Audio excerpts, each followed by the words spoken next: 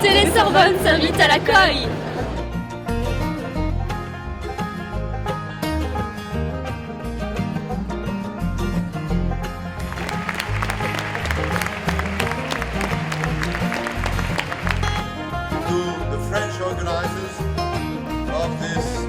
Pourquoi êtes-vous venu à l'accueil aujourd'hui?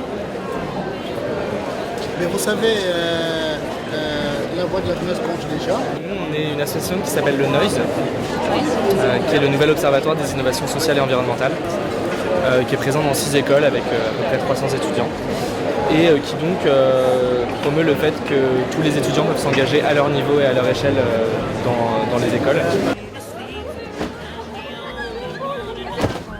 Une justice climatique. Stop à la déforestation, à la destruction de la planète, et voilà pour une planète plus juste, équitable et bien vivable. Alors vas-y, dis-nous ce que tu vas Je vais faire. parler de la neige en montagne parce que j'ai pas envie de perdre ça et de l'air pur à respirer, surtout à Paris où c'est très pollué. Voilà, donc la neige en montagne à Paris. C'est logique. Yes, so we are from the UK Youth Climate Coalition, and every year we send a youth delegation to the COP to engage in the discussions and to represent youth voices, both from the UK but also from the global south and places that are most vulnerable to climate injustice.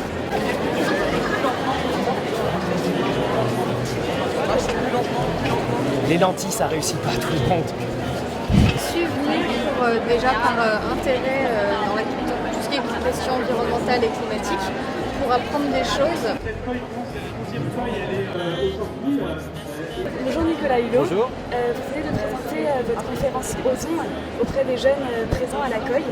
Et nous, on aimerait savoir quels sont les enjeux et le poids de votre pétition à la veille de la COP21. Le poids de la pétition, c'est une rivière parmi d'autres, un petit ruisseau.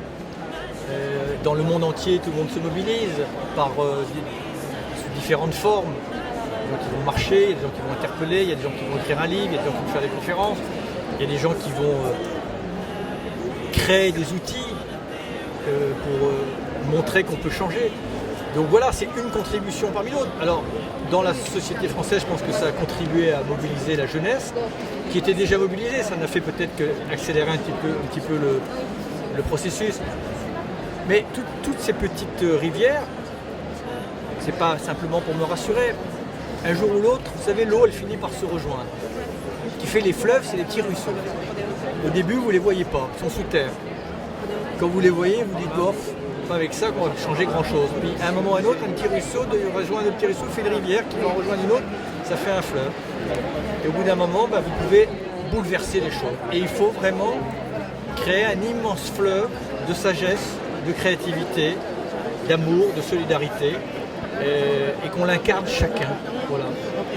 On est tenté de temps en temps d'être agressif, on peut même tenter de haïr, mais il faut s'opposer à ça, il faut résister à ça, il faut créer, il faut donner, il faut partager, il faut inventer, il faut être, inspiré, soyons inspirés. Et justement, donc nous on est une télévision étudiante, il y a énormément d'étudiants qui nous regardent. Et qu'est-ce que vous pourrez leur dire en fait pour vraiment qu'ils se disent c'est mon combat aussi, c'est vraiment notre combat, un peu l'enjeu de notre génération de lutter contre ça. Vous savez, ils comprennent bien que la crise climatique est une crise parmi d'autres, mais c'est la mère de toutes les crises, parce que si le phénomène climatique nous échappe, c'est-à-dire si vous avez une multiplication des tempêtes, des inondations, de la sécheresse, qu'1,5 milliard de personnes vont quitter leur territoire à cause de la montée des eaux, il n'y a pas besoin d'avoir un bac plus 10 pour comprendre que ça va mal se terminer.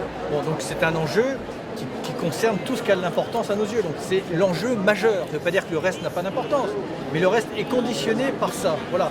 Donc chacun, dans son quotidien, dans ses choix de consommation, dans son engagement, dans sa mobilisation, doit apporter sa pierre à l'édifice. On ne doit pas être simplement des robots qui consommons parce que par mimétisme, on doit essayer de devenir un peu acteur de sa propre vie. Voilà. C'est un enjeu de civilisation.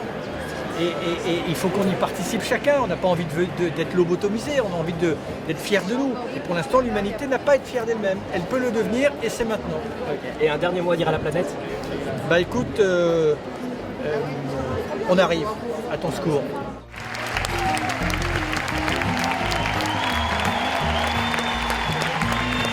cœur notre planète. Voilà.